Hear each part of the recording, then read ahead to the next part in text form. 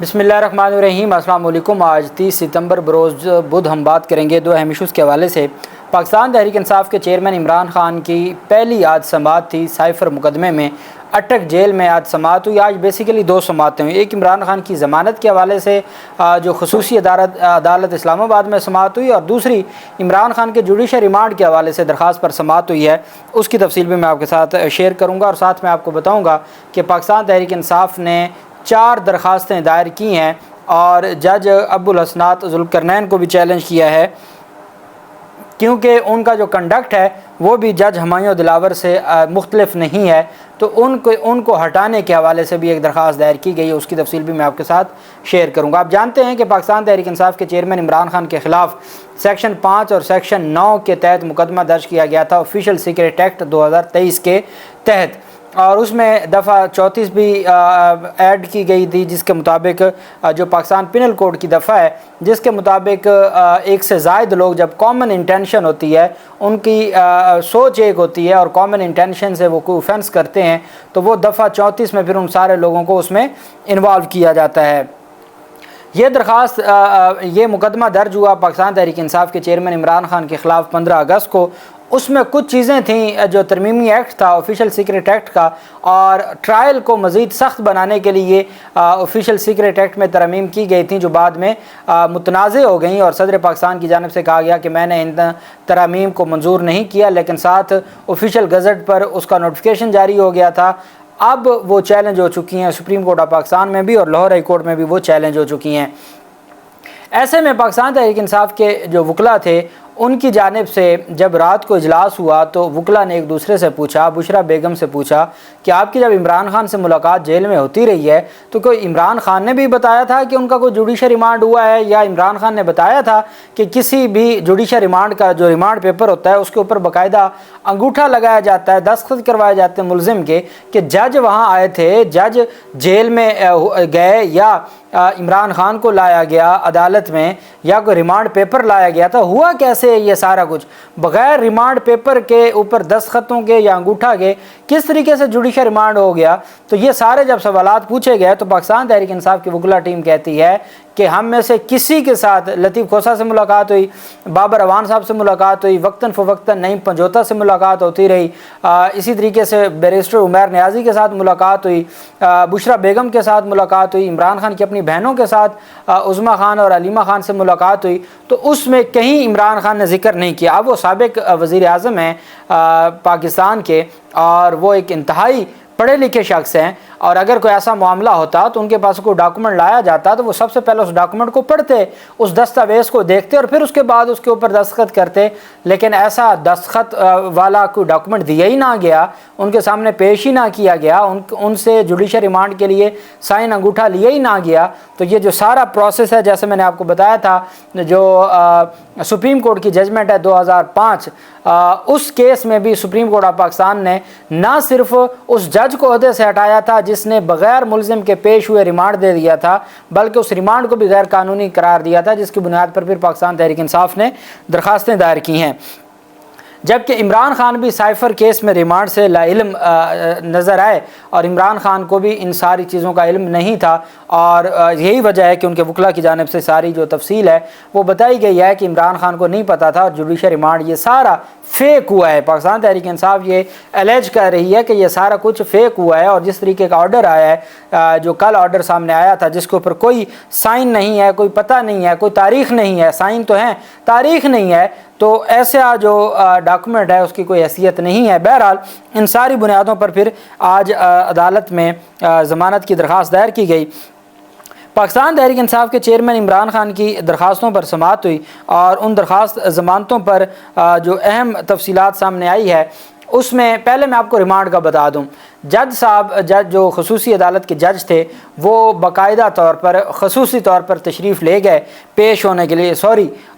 Judicial remand کے لیے عدالت میں، اور وہ عدالت کہاں پہ تھی؟ اٹک جیل میں تھی۔ जज अबुल हसनात मोहम्मद जुल्करनैन साहब पहुंच गए और पाकिस्तान तहरीक इंसाफ की वकला टीम चूँकि पहले पहुंच चुकी थी, पाकिस्तान तहरीक इंसाफ की वकला टीम को कहा गया कि आपका सिर्फ एक नुमाइंदा ही अंदर जा सकता है। तो उन्होंने कहा भाई हमारा केस है, हम इमरान खान को रिप्रेजेंट करते हैं मुख्तलिफ अदालतों में, आप कैसे कह सकते हैं कि जी हम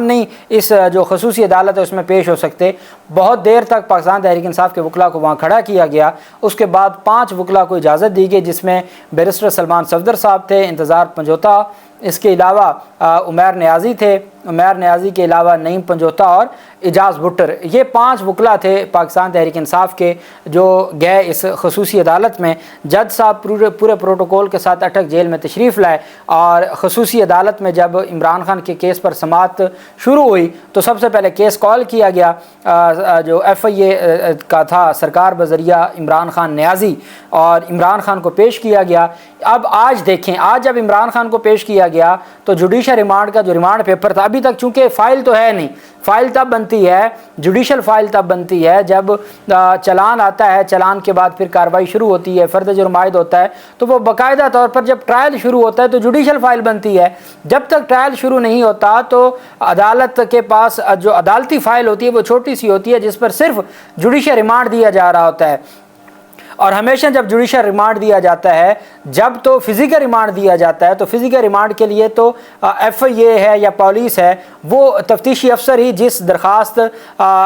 जो लिख के लाता है रिमांड के लिए, उसी पर ही जज दस्तखत कर देता है और उसी पर ही जज फैसला लिख देता है, उसको रिमांड पेपर कहा जाता है। वो वापस ले जाते हैं, वो पुलिस फाइल का हिस्सा होता है। जो जुडिशल फाइल है वो जुडिशल रिमांड जब शुरू होते हैं तो वो जुडिशल फाइल बन जाती है। तो जुडिशल फाइल में सिर्फ एक रिमांड पेपर ही था और आज पहला रिमांड पेपर था। आज जब इमरान खान से साइन अंगूठा करवाया गया तो उससे पहले जो 30 अगस्त तक जुडिशल रिमांड दिया गया था जज अबुल हसनात मोहम्मद जुल्करनैन साहब की जानिब से, वो किस डॉक्यूमेंट पे दिलवाया गया, वो किस जगह पे साइन अंगूठा करवाया गया, वो कौन सा डॉक्यूमेंट था, ऐसी कोई चीज़ सामने ना आई।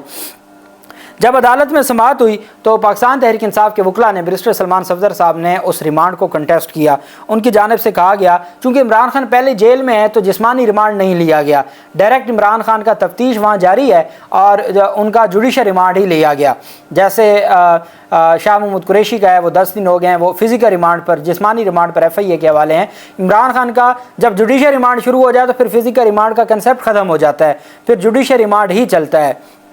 और एक और बात आपको बता दूं कि हमेशा कानून में कदगन वहाँ लगाई जाती है कि जहाँ पर जुडिशल रिमांड का मामला हो जाए, और कानून में हमेशा कदगन वहाँ लगाई जाती है कि अगर फिज़िकल रिमांड हो और फिज़िकल रिमांड में मुलज़िम को दे दिया जाए, जिस्मानी रिमांड पर भेज दिया जाए, तो फिर हम कहते हैं कि जी उसकी ज़मानत नहीं हो सकती, ज़मानत दायर नहीं हो सकती। जब जुडिशल रिमांड पर मुलज़िम जेल में चला जाए तो जुडिशल रिमांड में फिर ज़मानत हो सकती है और ज़मानत में कोई कदगन नहीं होती और ज़मानत के लिए कोई रुकावट नहीं होती। ज़मानत के लिए रुकावट सिर्फ जिस्मानी रिमांड होता है। इमरान खान जुडिशल रिमांड पर थे। बहरहाल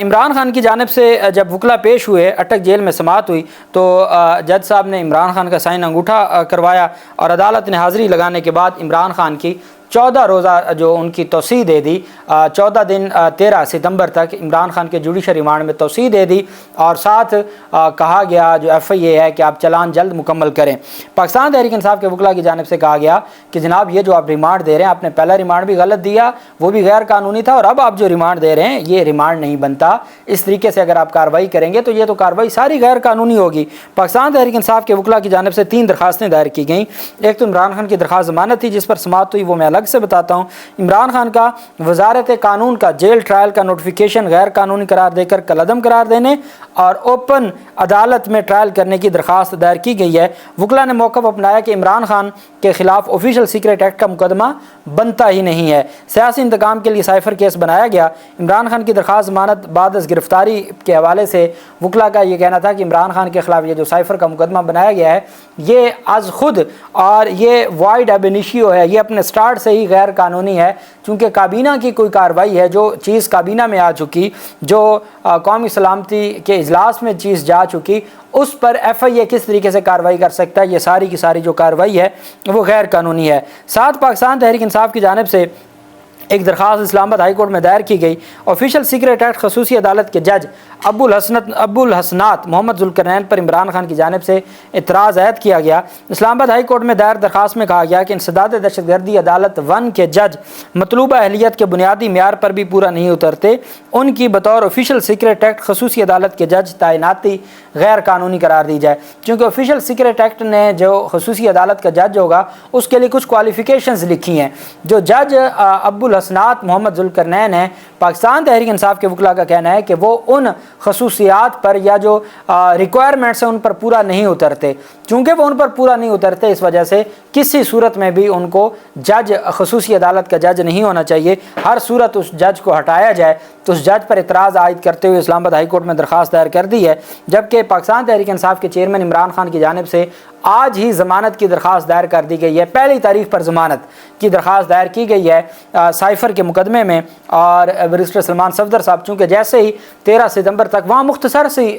سماعت ہوئی ہے، چونکہ کوئی ٹرائل تو تھا نہیں، کوئی کارروائی تو ہونی نہیں تھی، صرف عمران خان نے جج کے سامنے پیش ہونا تھا، عمران خان کا سائن انگوٹھا ہونا تھا اور جوڈیشل ریمانڈ میں توسیع ہو جانی تھی۔ جو کام پہلے نہیں ہوا، جو آج جو کچھ ہوا ہے یہ پہلے ہونا چاہیے تھا۔ جو صفحہ مثل پہ یا ریکارڈ پہ کوئی ایسی چیز نہیں ہے، جس کا میں نے وہ حوالہ دیا کہ سپریم کورٹ کا 2005 کا جو فیصلہ ہے وہ لے ڈوبے گا ان کو۔ بہرحال پاکستان تحریک وہ جج صاحب پھر وہاں سے واپس اپنی عدالت میں تشریف لے آئے اسلام آباد میں، تو وہاں پر پاکستان تحریک انصاف پہلے ہی درخواست دائر کر چکی تھی ضمانت کی۔ سلمان صفدر صاحب کی جانب سے یہ درخواست دائر کی گئی۔ پاکستان تحریک انصاف کے وکلاء نے کہا کہ عمران خان کو بدنیتی کی بنیاد پر گرفتار کیا گیا۔ سپریم کورٹ کے فیصلوں کا حوالہ دیا کہ جب ایک مقدمے میں گرفتاری ہو چکی تھی، دوسرے مقدمے میں گرفتاری نہیں ہو سکتی تھی۔ پھر کہا گیا کہ جو ریمانڈ لیا گیا وہ غیر قانونی تھا۔ آفیشیل سیکریٹ ایکٹ کا مقدمہ جو سائفر کا مقدمہ ہے یہ بیسیکلی بنتے ہی نہیں ہے۔ عمران خان پر دفعہ 5 اور دفعہ 9 لگ نہیں سکتے، اور ان کے جو کانٹینٹس ہیں اور جو ایف آئی آر کے کانٹینٹس ہیں وہ بالکل ڈیفرنٹ ہیں، مختلف ہیں۔ عمران خان سابق وزیر اعظم رہے ہیں، بطور وزیر اعظم ان کے پاس اختیار تھا، اگر وہ اس کو ڈی کوڈ کرتے، اگر وہ اس کے حوالے سے کابینہ کو اعتماد میں لیتے یا قومی سلامتی کمیٹی کو اس حوالے سے اعتماد میں لیتے، یہ تمام اختیارات تھے۔ منسٹریل رسپانسبلٹی کا کنسیپٹ ہے ہمارے ہاں آئین پاکستان میں، وہ صرف وزیر اعظم ذمہ دار نہیں ہوتا، پوری کابینہ۔ جب گورنمنٹ آف پاکستان کی ڈیفینیشن وزیر اعظم اور اس کی کابینہ ہے، تو جب بھی کوئی فیصلہ لیا جاتا ہے تو وہ وزیر اعظم اور اس کی کابینہ کا ہوتا ہے، تو وہی گورنمنٹ ہوتی ہے۔ جب کابینہ نے فیصلہ کیا اور کابینہ کے فیصلے کے بعد اس کو چیف جسٹس کو بھیجا گیا اور صدر پاکستان کو بھیجا گیا، جس پر باقاعدہ طور پر رولنگ دی گئی اور اسپیکر قومی اسمبلی نے رولنگ دی، ان تمام چیزوں کو مد نظر رکھتے ہوئے عمران خان پر جو سائفر کا مقدمہ ہے وہ نہیں بن سکتا، اور عمران خان کے خلاف جو سائفر کا مقدمہ بنایا گیا یہ بالکل غلط ہے، غیر قانونی، اور اس کی کوئی قانونی حیثیت نہیں ہے۔ جج ابو الحسنات محمد ذوالقرنین نے سماعت کی پاکستان تحریک انصاف کے چیئرمین عمران خان کی درخواست پر۔ پہلی تاریخ تھی ضمانت کی درخواست پر 2 دن کا نوٹس جاری کرتے ہوئے 2 ستمبر کے لیے ایف آئی اے کو نوٹس جاری کر دیا اور ایف آئی اے سے ریکارڈ طلب کر لیا ہے، اور ریکارڈ کے بعد 2 ستمبر کو عمران خان کی بعد از گرفتاری ضمانت پر سماعت ہوگی۔ جج کو جو چینج کرنا ہے، جیل ٹرائل کے حوالے سے جو چیزیں چیلنج کرنی ہے، سپریم کورٹ آف پاکستان میں جو تمام مقدمات سے ضمانت ہے، اسلام آباد ہائی کورٹ میں اسلام آباد کی حدود میں مقدمات ہیں، لاہور ہائی کورٹ میں لاہور کی حدود میں مقدمات ہیں، وہ اپنی جگہ پہ چل رہی ہیں، لیکن سائفر کے مقدمے میں آج پہلی تاریخ پر ضمانت دائر ہو گئی ہے، نوٹس ہو گیا ہے، اور پہلا حکم نامہ ایف آئی اے کو جاری ہو گیا ہے کہ وہ ریکارڈ سمیت 2 ستمبر کو پیش ہوں۔ 2 ستمبر پر عمران خان کی بعد از گرفتاری ضمانت کی درخواست پر سماعت ہوگی۔ اللہ پاک پاکستان کا حامی و ناصر ہو۔ بہت شکریہ۔ اللہ حافظ۔ پاکستان زندہ باد۔